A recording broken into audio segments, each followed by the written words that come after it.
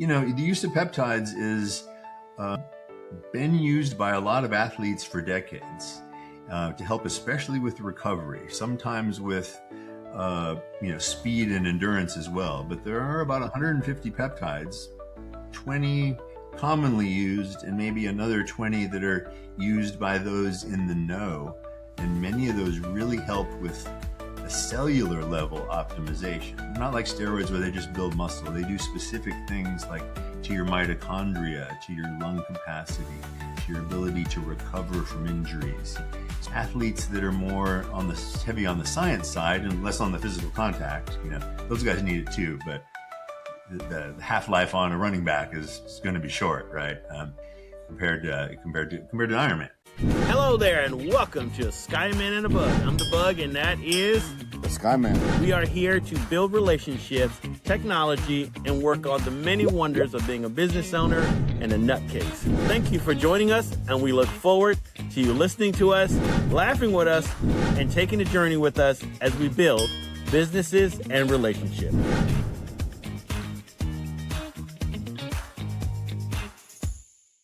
Hey there, and welcome to another episode. Of course, the Skyman and the Bug. My name is Nikkei, the Bug, and my co-host is the strangely... Skyman. I was going to say strangely lit light because you changed the lighting in your house today. Skyman. Izzy jumped in all late and everything, but that's okay.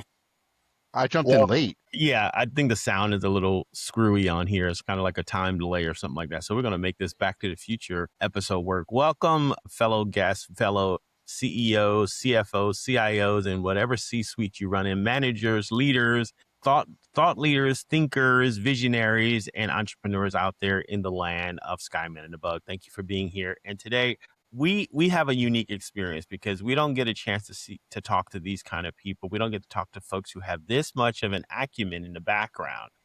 From a little bit hanging out at Stanford, a fellow vet, has done like a whole bunch of triathlon, which is like a whole new level of insanity. But he's going to explain that insanity and why it makes so much sense as a CEO of longevity and being able to understand how AI is in the forefront of helping you to stay longer, to stay healthier, and make you maybe want to invite you to go ahead and take a triathlon or two. I'm just kidding. You don't have to do that. But welcome, Tony, for being here. Thanks very much for having me. I really looking forward to this. And if anybody wants to try triathlon, give me a ring. I'll help you out.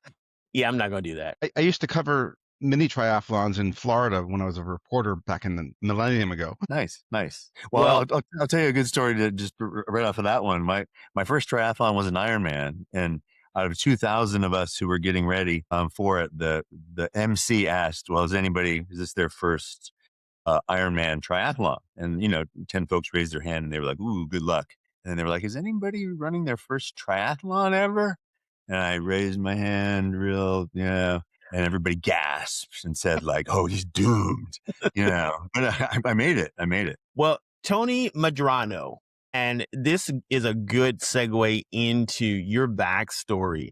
And as we learn your backstory, and as we did in a little bit of a primer, how to help people to understand health, peptides, AI, and the ability to optimize your performance, your health, and how to be able to do that using technology, but some ancient wisdom. So give us your backstory. I mean, brother, you have been a CEO and exited twice. Now you're crazy enough to go at this again because apparently you got hit in the head or you ran too many triathlons. Tell us, man, what's your backstory? Give it to us. Yeah, I grew up in Los Angeles, blue collar family, LA County. Went to Harvard as an undergrad on a military scholarship. So I was a military officer that they paid for Harvard. I went in and wanted an exciting job, so I chose to run the firefighting department on a destroyer. So it was, usually given to a limited duty officer or a warrant officer, somebody who's spent 20 years in, because they got to run around greasy in an emergency. They usually don't want a Harvard guy doing that, right? They want him pushing papers or something. But I liked getting dangerous, and I loved the job. So I did that for a couple years. I wanted to go to grad school because I didn't know what to do in the business world before that. So went to Stanford Business School and Law School. In that program, started my first company right there in Silicon Valley in the late 90s. It was booming. Got together with a couple engineers and we started a mobile app platform. So a big infrastructure company out of our dorm rooms. Raised our first round from SoftBank Venture Capital, which has a long history of making long-term bets with big dollar amounts. They're still doing that now. And grew the company up to 120 people, raised another round of funds at a 50x step up in valuation. And we're, sort of darling in Silicon Valley early stage companies. Pre-revenue, a lot of people starting to close some deals. And then the market crash hit February 13th, 2000. We were at our peak of vulnerability, but also of awesomeness, and just trying to launch and raise the next big round to get enough money, really to go public. But when there's a big sea change in market dynamics, I learned, this was my first entrepreneurial adventure, all things change. If your technology works, your people are happy, but your customers go out of business, you don't really have a business anymore. And you only have so much time to react to that, especially if you're in the enterprise, B2B area, which we were. It was new for us. And so, I got up, licked my wounds, closed the company down, went back to grad school, finished up, went at it again. My career was a VP of sales, chief revenue officer. So I bounced back between that as a salary job and then starting companies. This is my fourth one now. Recently, I started an AI company in 2016. This is before the Transformer, before Chat GPT. AI was, a fledgling idea. People knew it was going to be big, but they were mostly thinking robots. I wanted to do conversational AI with chat, and people thought I was crazy, that chat was going to be a small market. Why are you doing chat? Why don't you do robots or virtual reality or something like that? A little more tangible. But I like math and analytics, and I'd run a couple SaaS companies before that. So for me, AI was just smarter SaaS, delivering services to business, helping them cut cost, optimize money, talk to customers better. A lot of things that platforms are doing now with AI, with ChatGPT and Anthropic and, Mistral and some of the other LLMs out there. We were building something like that for chat, but building the AI models ourselves is tough. And I was self-funding it. Which is tough by itself. It's tough. Yeah, exactly. And, we got a couple of good customers, but couldn't scale. Boards weren't ready to write $1 million checks for AI like they are now. They're fighting over each other. So had a great experience for a couple of years, went to a molecular diagnostics company that was raising a Series D of 100 million. The investors, which were partners with me at my AI company, said, hey, why don't you come over to this company? It's exploding. They need senior sales talent to sell big enterprise deals to Fortune 500 companies. That's sort of my jam. That's my wheelhouse. I can run a small company, or I can sell what a small company has to a big company. Those are it's what you got to do as a B2B startup CEO. Much different than a B2C guy, right? There's a lot of B2C CEOs now. You can kind of do a lot yourself. You're selling to customers. You're doing web stuff on Instagram, optimizing conversion funnels on your website. That's different than enterprise sales, where you've got to get a meeting with the CIO, walk into headquarters, convince them that you're trustworthy enough to bet their career on you and on a small 10, 20 person company for $1 million, right? So, but that's always been my expertise. That's where the resume comes in handy, military service, that confidence that you can do things, and also the reality check of knowing what you can do and what you should stay away from, right? You can't fake those guys. Yeah. So that leads really easy into longevity plan. Yeah. What is longevity plan? And I mean, you doing triathlons, may be one part of that. I don't know that. That was the origin of that question. And what do you think people will, when they first come to your site? By the way, I have it pulled up, so I can go back and forth.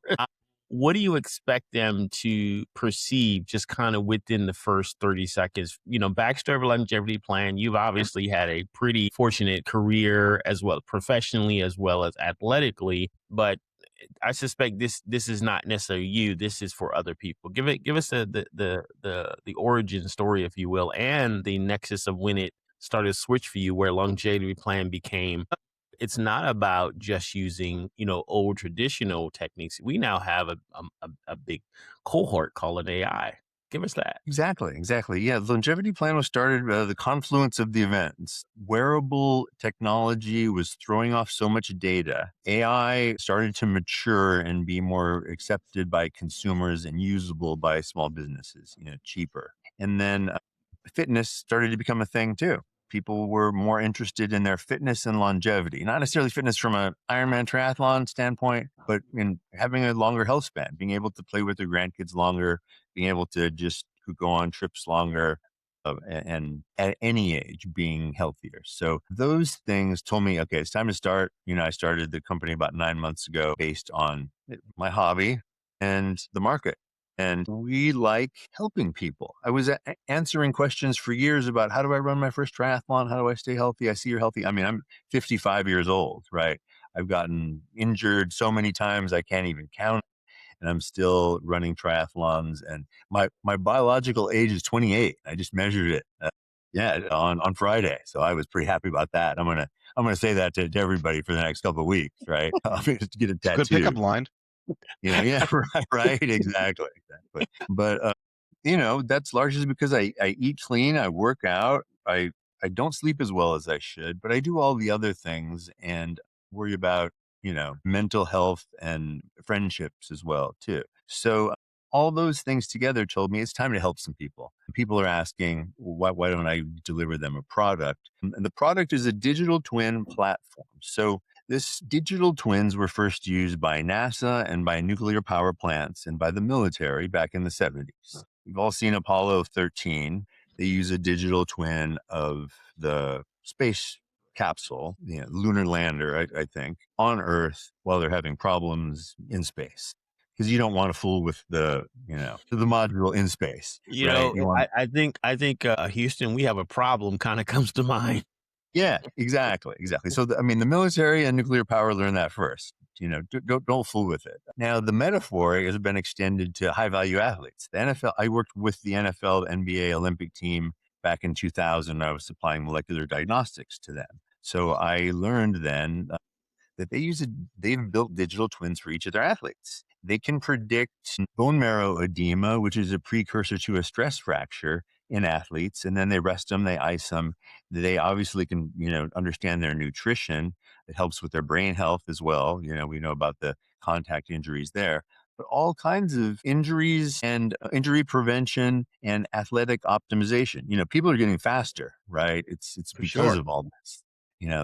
They're learning things about gut-brain axis that were foreign to people 10 years ago. So they're optimizing nutrition. And so is Stanford, right? Stanford has one of the leading centers on performance optimization, especially in its track team. Because with straight ahead sports, endurance sports, or, sprinting, things like that, crew, you can really optimize and shave seconds off. And it really matters. It's a little harder with basketball and skill sports, right? There's reaction time. It's hard to model from AI, but you can really, AI the hell out of a crew and a marathon runner and an Ironman. And, that comes from metrics like VO2 max. You might have heard of that, but your lung capacity is right now, it seems to be the biggest determinant of your longevity. And how you get that is through, a number of various ways, but it's an AI. AI can help, right? And with longevity plan, we wanted to democratize what the NFL and the Olympic team were doing.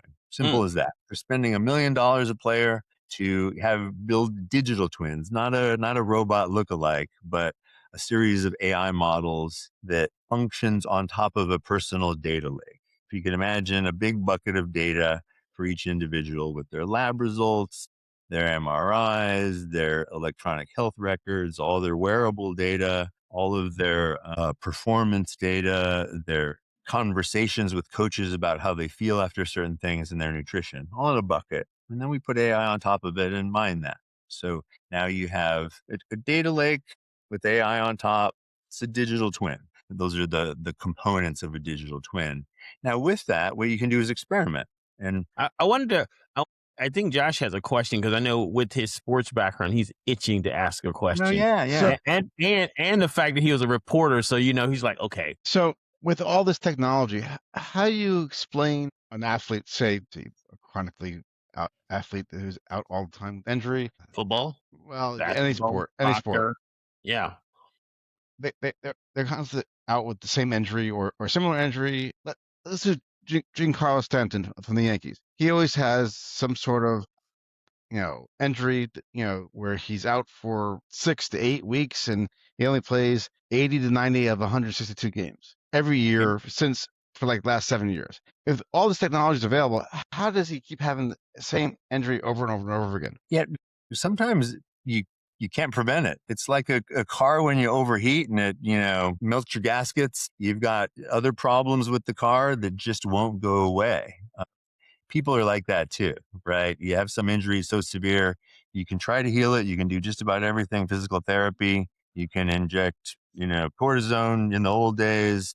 Now, peptides like BPC 157 heal tendons and muscle, but we can't do magic. I mean, I've got a separated shoulder. You can see I could have surgery. Even the surgery, it probably wouldn't give me full range of motion. Injectable BPC 157 isn't going to heal the tendons because they're totally snapped. So players are like that and unfortunately we all get older and we can slow that down, but we can't avoid it. And yeah, once you break it, it's kind of a little broken is sort of my So oversimplistic that's why view. like a sprinter goes through hamstrings like water. Exactly. The biggest thing they can do now is prevent it.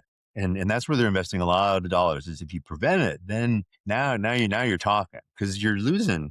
I mean, I don't know how much that player makes, but let's just say $10 million a year. He's probably losing $2 million of value out of that a year, maybe $5 million. And NFL players who make it to the playoffs are the ones that bring home millions for their franchises. The ones who, only finish half the season don't.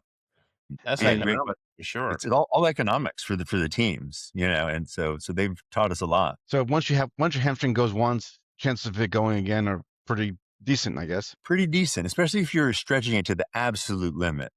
For us sort of part-time athletes, it's a little different. You can take it down to 80%. Like for me, I've got a lot of injuries. My goal is to just finish an Ironman. It takes me 16 hours. That's what I want. My goal is no drama, no injury. I want to go scuba diving the next day because I'm in Australia or something. I don't want to win and kill myself. I'm not competing. The Olympic athletes will do it in 8 hours, and some of them will blow up and pull a hamstring and crash their bike, have a flat tire, and gosh, somebody even died in a Ironman swim just recently. And usually there's a couple deaths a year. Yeah. Yeah. I used to follow the Ironman back in the beginning of it with David Marsh was the OG of the Ironman. He used to win it every year. Yeah, I remember the name. Yeah. It was great to watch when they had Kona on TV. So what? Going back to the longevity, and because and we have a local. Ironically, you have a JD, and he happens to be a lawyer too. But he's a practicing lawyer now, and I think he's up to I want to say 27 Ironmans, something like that. Yeah, he's kind of a nut. I know he's a cool guy, but I see him running right past my office practically every day. And I'm guessing he is somewhere in the neighborhood of 60 something, whatever his age is. He has probably one of the most unique running styles, but he finishes. And I think that's what's important is in the longevity. So to that question, what is a common myth about longevity that you see online that people, if they came, with some preconceived notions, what do you think the objection is gonna be versus what the reality is? Great question. So the biggest myths that I see are that you can't slow down the aging process. You're too old for things. I started running Ironmans when I was 55. I'd never done a triathlon before. I only did one marathon and it was slow. I never rode a bike and I never swam competitively. I still swim side stroke with one arm because only one arm works really well. And, starting when I was 48. And also, just like your friend, you can last until your 60s, 70s, 80s. So can women with Ironman. It's about training, optimization, nutrition, recovery, taking the details seriously. So it absolutely can be optimized. Unlike other sports where there's a lot of contact and injury. Basketball, football, you can't be doing that kind of stuff. You're going to just blow up your Achilles tendon, ankles, knees, that sort of thing. But with something straight ahead with no physical contact like this, you can keep your cardio up. by training. And, the use of peptides is been used by a lot of athletes for decades to help, especially with recovery, sometimes with, speed and endurance as well. But there are about 150 peptides, 20 commonly used, and maybe another 20 that are used by those in the know. And many of those really help with the cellular level optimization. They're not like steroids where they just build muscle. They do specific things like to your mitochondria, to your lung capacity, to your ability to recover from injuries. So athletes that are more on the heavy on the science side and less on the physical contact, those guys need it too. But the half-life on a running back is going to be short, right? Quite. Compared to Ironman, right? There was an 80-year-old woman that beat my time in the Ironman, right? She'd been doing it for 30 years and was a semi-pro long distance runner. She was great. No, I did not feel bad losing to her. She was fast. Well, it's not an age factor. It's training. This Yeah, person's been doing it for 30 years. So yeah, this is an old hat versus somebody who's only been doing this for, 5 to 6 years. For exactly. them, they're like, hey, I know my pace. I'm an optimal performance for an 80-year-old. I'm not going out there and trying to kill myself. I know my pace and I'm not trying to take off with the 20-year-olds or 30-year-olds. I'm going to pace myself, but I'm gonna get to the finish line before a lot of people behind me. I wanted to that point, and you were talking about that person, but switch it a little bit differently. Talk about behavioral changes, because behavior and motivation in any type of environment when you're trying to change a habit or a reality, how does that work with longevity plan? And I'm assuming the peptides are ingested because it's physician prescribed, or is it more a wearable? Talk me through that application process Yeah. for those of us, okay, not me, but other people who are not on the science side. Yeah, absolutely. So what peptides are is they're a short chain of amino acids, usually between 3 and 50 amino acids. They think of an amino acid as like a Lego, a peptide is like a group of Legos, and then a protein is like the aircraft carrier of Legos you're building. So it's something the human body manufactures naturally. When you hit 30, it starts to manufacture less and less of all these peptides. Insulin's a peptide, cortisol is a peptide, collagen's a peptide. So all of these are manufactured by the human body, but they decrease. And what most peptides are is they're signals to your body to make more of what you used to make. Just as simple as that. Unlike testosterone or steroids, where you're injecting something that overrides your systems and just gives you more of what is already being used. So peptides are pretty natural. They're, in most cases, the LD50 of them has not even been discovered yet because they're not poisonous. LD50 is how much of something it would take to poison 50% of the population it was tested on. And, some drugs, you sadly, that's pretty low. You can measure, you can overdose on those. But peptides, no, if you take too much Ozempic, you're going to hurt your guts out, but you're not going to die, unless you choke on it or something, right? But you're doing fine. I mean, the other peptides, the side effects are usually very, very minimal, and they just do what they've always been doing. And they don't give you any kind of high or pump or feelings. They're just fixing stuff for the most part. We'll oversimplify. So these peptides, they're injectable for most cases because they will break down in your stomach and they will not be bioavailable. You get very little, if anything, out of them. So things like NAD+, it's classified sort of with the peptides. It's not technically a peptide, but the pill form, almost useless. The injectable form, very beneficial to brain health, longevity, cellular repair, energy, those type of things. So are any of these peptides banned by the sporting bodies and all that kind of stuff? Yeah, a few of them are. MOTS-c, for example, is a mitochondrial repair peptide that optimizes production of ATP, which, if you remember back to high school biology, most people know the mitochondria is the powerhouse of the cell. Mitochondria you only get from your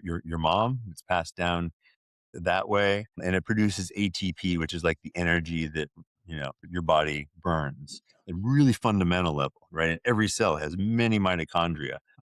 MOTS-c can produce more of those, help them produce ATP faster. And it's been shown in mice, I think, to make mice run 25% faster. So boom, banned by WADA. It won't. I don't think it'll make us run 25% faster. But all you need is 0.5%, and you're changing the outcome of the Olympic Games, right? But it's hard to test for these things because they are manufactured by the human body. So the rumors are that it kind of slips away. So I think there's a lot of athletes. This is just personal opinion, and please, no athletes come after me, but a lot of athletes that use them that just don't want to talk about them because you're not building muscle. You're not getting dramatically stronger or faster, but if you're bouncing back after a hard workout and you're 35, now you can compete with the 28-year-olds. That's a big deal for an Olympic athlete or a football player or, a long distance runner, a soccer player. Or a former naval officer who has the age of a 28-year-old.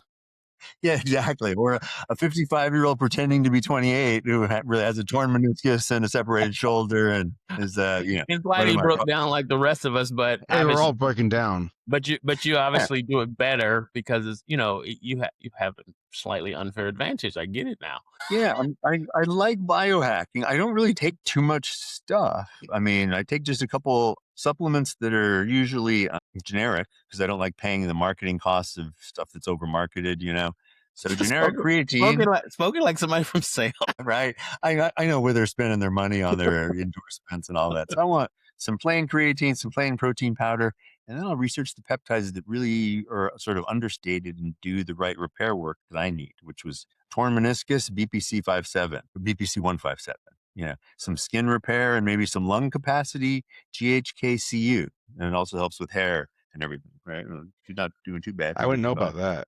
Yeah, I obviously have a problem with that. So we're going to ask and sort of a question, and this is many of our listeners are in this category. So what do you advise a busy executive? What are like the 3 biggest, say, leverage moves that they can take like right now? You're busy, you're under a tremendous amount of stress, you're trying to raise funds, Sex. you're bored. Did he say sex? Okay, you're trying to get that too. There are some libido peptides, yeah, and they're pretty natural too. So they're not like just a blood flow type thing. They affect your endocrine system and your hormone system to positively release. That's not my thing, but there are I knew he would do that. I knew he would do that. Just a weird curveball. Like I knew he would do that. That's Josh. That's the Skyman. Yeah. No, it's good. So some people are interested in that, but afraid to ask. So I'll answer. And it's so interesting because as biological creatures, we spend so much time on that subject, but we don't talk about it. We spend so much on our looks. Take our physicality. We want to look good. We're in our 50s, and I'm gonna say that, kind of across the board for everybody here. We're in our 50s, but for our significant other, we want to look, or even just walking down the street, we want to look better than we're aged, and that may have a lot to do with that biological component. So although Absolutely. we don't like to talk about sex in the more graphic version of it, but it's still part of our humanity, and not talking about it sometimes really is probably the worst thing you do, because if we spend so much time on that subject in our heads and how we buy and how we shop and how we think and how we buy cars that we probably shouldn't buy and how we should buy jewelry for those significant others that we probably shouldn't buy. I think that's a good portion and helping people understand, especially big, executives whose, their libido has gone down because of, they're stressed on one side. They're just not, capturing that optimal time to, do some happy time. I mean, it keeps you young. Or make you old fast. I mean, the hormone releases I guess. great for you. Yeah. There are, I mean, oxytocin is a peptide, right? The hormone that's released upon sex, and that's part of the, the love drug, right? Those are all things that are positive, and it's us Americans that bottle everything inside but go spend money on it. And exactly. Which is like so kind of, hypocritical. But never mind that.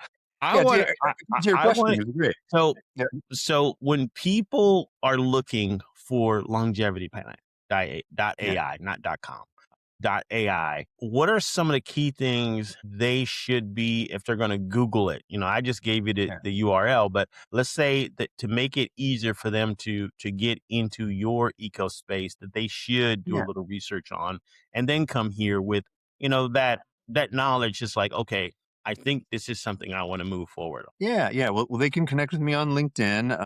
On our website, we have, I personally write a 20-page research article at least once a week. And I've been doing that for the past few months on AI, peptides, other biochemistry fields relevant to fitness. So we take research seriously and do it from peer-reviewed articles, not just from hearsay or YouTube influencers or stuff. So yeah, you can start with your research here. You can do it, with some doctors online and some other journals. Get to know your 20 or 30 peptides, but more importantly, the 5 or 6 of things you want to do. And to your question about executives, there's a host of mental acuity peptides that are out there that help with focus without getting people cracked up like Adderall. Some of those prescribed drugs are just so terrible for you long term.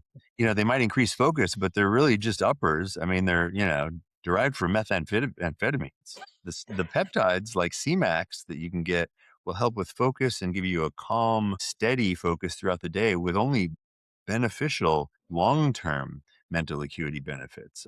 Things like NAD+, which also help with your ATP production, mitochondria, general longevity. These seem to be, and I put this caveat right again. I'm not a doctor and not advocating that anybody do this without any type of medical supervision. But with doing your research, you'll find that most of these have positive benefits, at least in animals. If they haven't tested on humans, they've still been used in humans quite a bit for off-label prescriptions.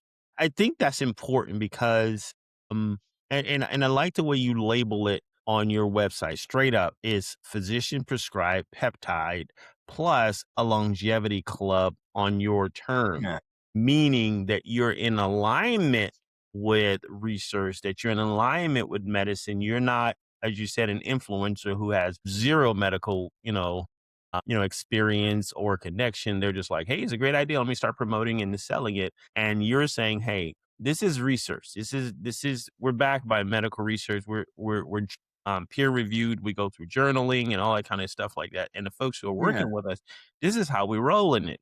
We're not just throwing some junk and say, hey, I'm going down to the local GNC and hope and pray that it works. This is stuff that we already know. We got a pretty good sense that it's going to work. Yeah, exactly. And it works for certain things. So, I mean, our methodology is to first talk to our customers. And I personally will talk to every customer that comes in and understand their situation, what their goals are, and, give them some ideas to ask their physician about. And we'll supply them, with the physician prescribed peptides and and also directions for them to look into and personal experiences from mine and others. But there's so many different solutions out there. Your executive question about there are the different ways to lose weight even. For example, GLP-1s, which we've heard about, really, control your appetite. In some cases, burn, glucose a little more efficiently. Those are the ones like tirzepatide, the 2nd generation. Then the 3rd generation coming soon, retatrutide, will actually help burn your visceral fat, which is the most dangerous kind of fat that exists around your liver. That's where you get fatty liver. Right? You think of all fat as Oh, equally sorry. dangerous. It was his facial expression when you said that.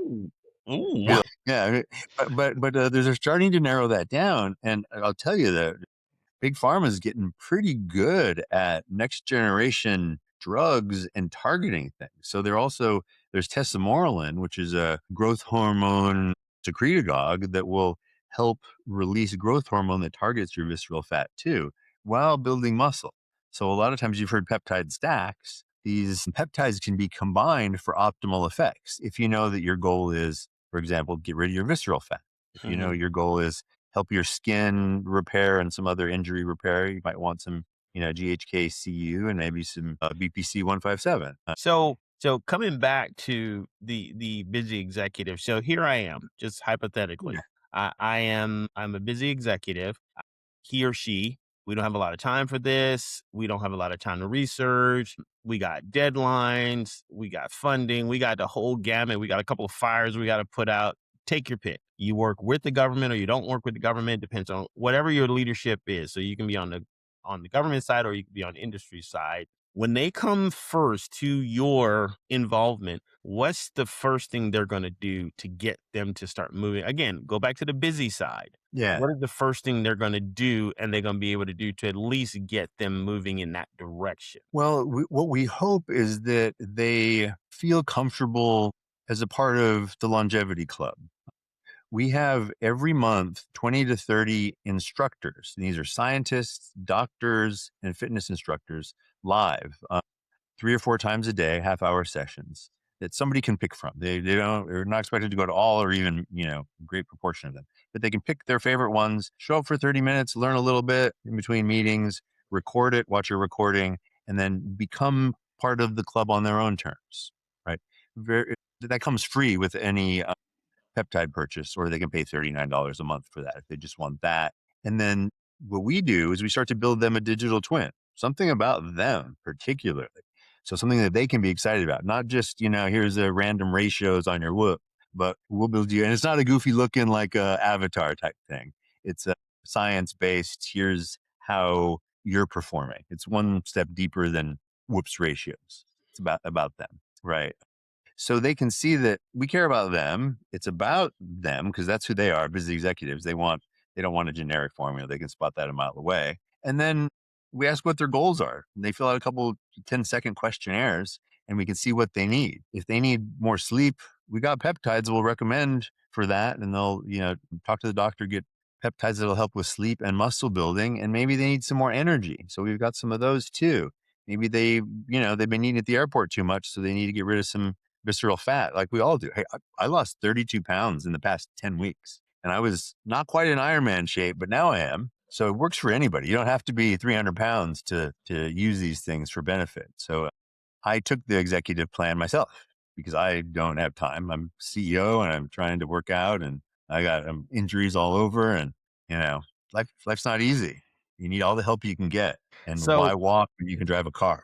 And I'm asked this not a an official question. So if you were thinking either a superhero or a super whatever or a musician, which person either in the Marvel or DC side or a musical performer that you really, thought about like that you like, and what do you like most about that individual, avatar? Interesting. That's, I think Oh, I'd it'll have to be say, an unofficial question.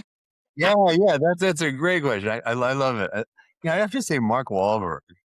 Really? Yeah, and I think because he's versatile, he can sing, he can dance, he's a great actor, he's funny, and he's he's able to laugh at himself all the time, and he's a little bit, he's authentic. He's a little bit from the streets too. He's not, it's not Leonardo DiCaprio No. and whatever. So I have a question. What peptide would you recommend for a CEO executive type that tends to partake in fish fillet sandwiches? I am free from fish fillet, so don't even try that. Since when? For the last month or Day? two? I know. I had The to last give him day. up. Wow. Well, so I'll tell you from personal experience is what I have done and for exactly that problem.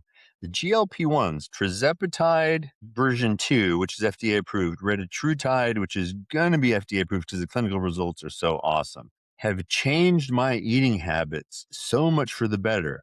I used to put back a 6-pack of beer a night and a whole plate of nachos. And I was working out a lot, so I could handle it. But that's why I put on the 30 pounds that I lost when I got an injury. With those, the GLP-1s, my appetite for greasy, terrible foods went away.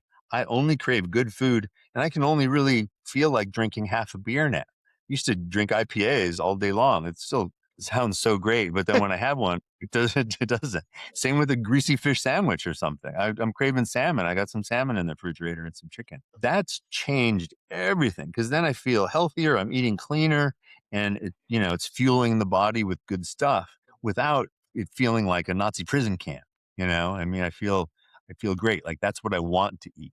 So I absolutely say tirzepatide, and when it gets approved, retatrutide for appetite. Yeah. Yeah. So I have one last question for me is I just lost 40 pounds Nice. just from watching what I'm eating and walking and stuff like that. But how you transition from losing weight to like, maintaining weight we've lost? That's the way to do it. Yeah, a couple different ways. Great question. After the GLP-1s, which are people use for big weight loss, to maintain weight at less stressful, there's a couple peptides. I think they may be research only at this time, but like 5-amino-1-MQ is a good one, CJC 125 plus ipamorelin and tesamorelin. And those last two are ones that'll help with sleep and help with muscle building, minor muscle building, not like bodybuilding muscle building, but it'll keep your muscles up. So it just increases your metabolism. And those are great, calm, steady state ones that usually people on the big peptides, the powerful peptides, will, when they cycle off, will go on those. So yeah, I'd love to talk to you about those. I can recommend a whole list. Then we'll get it, physician approved, because again, I'm not here to, this is for educational purposes only. Exactly. We don't want the FDA coming down, with a lawsuit or something, or any other state agency feel inclined. Well, then I just talk about my personal experiences, right?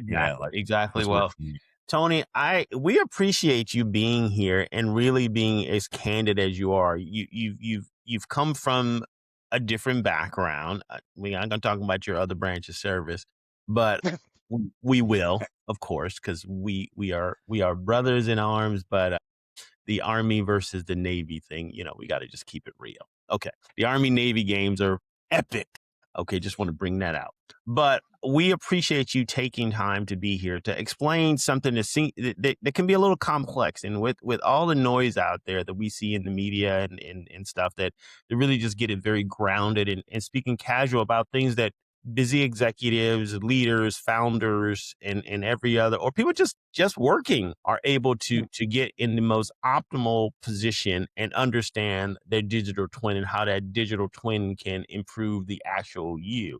Thanks for being there. Now, you indicated that people can reach you on LinkedIn. Is that just simply look up, Tony Medrano and then go from there, or look at, if you want to go over there and look at longevityplan.ai. Are there other ways, social security numbers, telephone numbers, you want them to reach out? I'm just kidding about that. No, I think LinkedIn is always the best, because you'll see there's a couple of Tony Medranos, but I'm the one dressed like an Iron Man, which coming, running through the race. You look the best out of the bench. Yeah, well, I mean, I don't know about that, but there's some young ones. There's some movie stars, Tony Medrano. There's a minor league baseball player, Tony Medrano, but I specifically have an Iron Man picture there just to keep with the branding.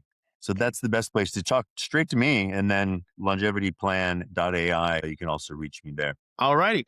Well, thank you both. Thank you, Tony, for being here. And thanks, of course, my co-host, Josh, the Skyman Schuminsky. And thank you, devoted listeners and crazy leaderships out there who want to listen to two knucklehead executives talk about some of the challenges you've had, both physical, mental, and otherwise, to be able to make it through this life, navigate the journey, and still have an excellent time doing it. Thank you for being on Skyman and the Bug, and we'll see you in another episode in the future. Peace out. Thanks for having me. Loved it. Take care. You're welcome. You've been listening to The Skyman and the Bug. We appreciate you being here. Join us again for another episode of Skyman and the Bug. And if you have any questions, reach out to us either on LinkedIn, Facebook, and other places that you just try to find us. Take care. Bye.